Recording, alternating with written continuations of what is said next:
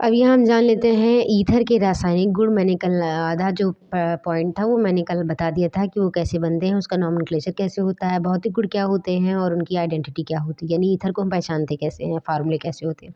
आज हम जानते हैं ईथर के कुछ रासायनिक गुण, यानी ये कंपाउंड से रिएक्ट करके क्या बनाते हैं। तो सबसे पहले हमारी ईथर की रिएक्शन होती है एनहाइड्राइड से। एनहाइड्राइड का फॉर्मूला बहुत ही ईजी है और बहुत ही इंपॉर्टेंट है, क्योंकि एनहाइड्राइड कई कंपाउंड से रिएक्ट करता है, यानी कई रिएक्शंस में ये आएगा।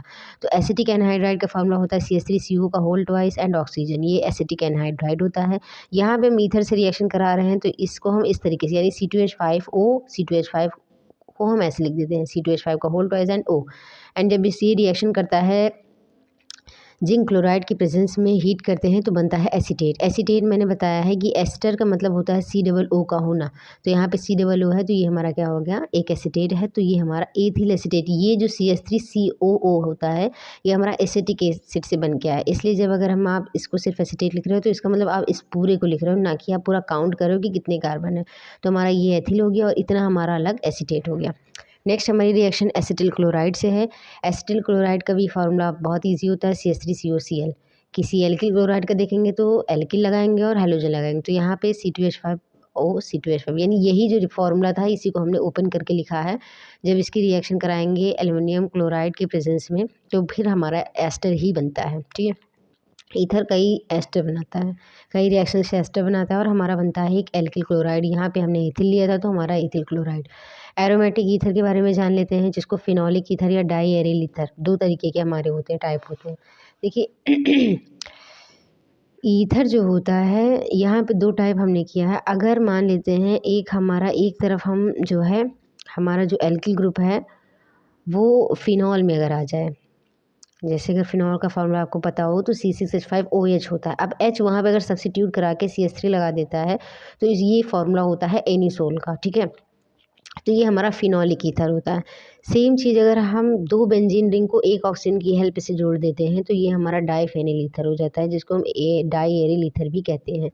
अब हम यहाँ इलेक्ट्रॉन स्नेही अपक्रियाएँ कुछ देख लेते हैं। तो इसमें सबसे अच्छा सा एग्जांपल हमारा हैलोजनीकरण है। अब हैलोजनीकरण क्या होता है, मैंने कई बार बताया है कि जो हैलोजन अगर रिंग पे जुड़ता है तो उसको हैलोजनीकरण कहा जाता है। अब हैलोजनीकरण किसकी प्रेजेंस में होगा, या तो हम कोई हाइड्रोजन और हैलाइड वाला अम्ल ले लें या फिर डायरेक्ट हम किसी हैलाइड या हैलोजन से रिएक्शन करा देते हैं। अब यहाँ हम एनिसोल लेते हैं यानी फिनोलिक ईथर लेते हैं और इसकी रिएक्शन कराते हैं Br2 से CH2 के प्रेजेंस में, यानी कार्बन डाइसल्फाइड के प्रेजेंस में कराते हैं। तो ऑर्थो पोजीशन पे ब्रोमीन लग जाता है तो ऑर्थो ब्रोमो एनिसोल, और पैरा पोजीशन पे ब्रोमीन लगता है तो पैरा ब्रोमो एनिसोल। मैंने बार बार बताया है कि इलेक्ट्रॉन स्नेही अगर अपक्रिया हो रही है तो ऑर्थो और पैरा या पैरा और मेटा बनता है। अब ऑर्थो इसमें माइनर होता है और पैरा इसमें आधिक्य में बनता है, यानी ऑर्थो कम बनता है। जैसे अगर मान लेते हैं 100% हमारा केमिकल बन रहा है तो उसमें 49% हमारा ऑर्थो बनेगा और 51% हमारा पैरा बनता है। सेम चीज़ नाइट्रीकरण, मैंने इससे पहले भी बताया था कि नाइट्रीकरण का मतलब होता है नाइट्रो NO2 ग्रुप का ऐड होना बेंजीन रिंग पे। यहाँ पे हम एनिसोल का ही एग्जाम्पल ले रहे हैं और इसी के साथ चलते जाएंगे तो समझने में भी आसानी रहेगी। नाइट्रेशन हमेशा H2SO4 की प्रेजेंस में होता है और HNO3 के साथ होता है। तो यहाँ पे हम सेम वही करेंगे, HNO3 को रिएक्ट करवाएंगे और नाइट्रो ग्रुप ऑर्थो पे जाएगा और पैरा पे जाएगा। तो ऑर्थो पे जाएगा तो चाहे आप 2 नाइट्रो एनिसोल कर दो या ऑर्थो नाइट्रो एनिसोल, या पैरा पे जाएगा तो चाहे 4 नाइट्रो एनिसोल या पैरा नाइट्रो एनिसोल। ठीक है, एनिसोल जो फार्मूला है वो C6H5OCH3 का है। ठीक है, नेक्स्ट हमारी जो बहुत इंपॉर्टेंट रिएक्शन है वो है हमारी फ्रीडल क्रॉफ्ट अपक्रिया। फ्रीडल क्रॉफ्ट अपक्रिया मैंने उसमें लास्ट टाइम उसमें फिनॉल में भी बताया था, तो सेम चीज़ ये भी एक बेंजीन रिंग है। तो ये उसी तरीके से यहाँ पे क्योंकि हम एरोमेटिक ईथर के बारे में पढ़ रहे हैं तो हम उसकी रिएक्शन यहाँ पढ़ेंगे। तो अब यहाँ पे हम एनिसोल लेते हैं और इसकी रिएक्शन का फ्रीडल क्रॉफ्ट रिएक्शन दो तरीके की होती है, एल्किलीकरण और एसिलीकरण। एल्किलीकरण में हम एल्किल ग्रुप लेते हैं और एसिलीकरण में एसिल ग्रुप लेते हैं। एसिल ग्रुप क्या होता है, CH3COCl, वो एसिटिल क्लोराइड था। अब उसमें जो CH3CO था वो हमारा एसिल ग्रुप होता है। इसमें CH3Cl में CH3 जो है ये हमारा एल्किल ग्रुप है। तो पहले हम जान लेते हैं कि एल्किलीकरण कैसे होता है। यहाँ हमने एनिसोल लिया, इसकी रिएक्शन कराते हैं CH3Cl से। इसमें हमेशा एनहाइड्रस यानी निर्जल AlCl3 प्रेजेंट होगा, ऑर्थो ग्रुप और पैरा ग्रुप पे जुड़ेगा। यानी जो CH3 ये जो आया है इसका जब हाइड्रोजन रिप्लेस होता है तो ये Cl को लेके अलग हो जाता है, यानी -HCl हो जाता है। बाकी CH3 ऑर्थो ग्रुप पे जुड़ता है और पैरा ग्रुप पे जुड़ता है। अगर ऑर्थो ग्रुप पे जुड़ता है तो इसको 2 मेथॉक्सीटोलुइन बोला जाता है या पैरा मिथिल एनिसोल, ठीक है। मतलब अलग अलग वो आप नेमिंग सिस्टम, जनरल नेम और आईपीएसी टर्म में इसको आप देख सकते हो।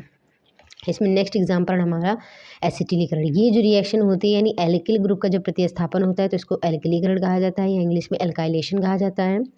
और अगर एसिल ग्रुप यानी CH3CO ये प्रतिस्थापित होता है तो इसको एसिटिलीकरण या एसिलीकरण या एसाइलेशन बोला जाता है। सेम चीज़ वही होगा, यहाँ हमने एसिटिल क्लोराइड लिया है, एनिसोल जब रिएक्ट करता है सेम यहाँ पे भी होता है, एनहाइड्रस AlCl3 की प्रेजेंस होती है और ये हमारा एक ऑर्थो पोजीशन पे जाता है और एक हमारा पैरा पोजीशन पे फिनोन बनाता है। नेक्स्ट हमारा टॉपिक जो है एल्डिहाइड और कीटोन का है। So please keep watching, like and share and subscribe. Thank you for watching.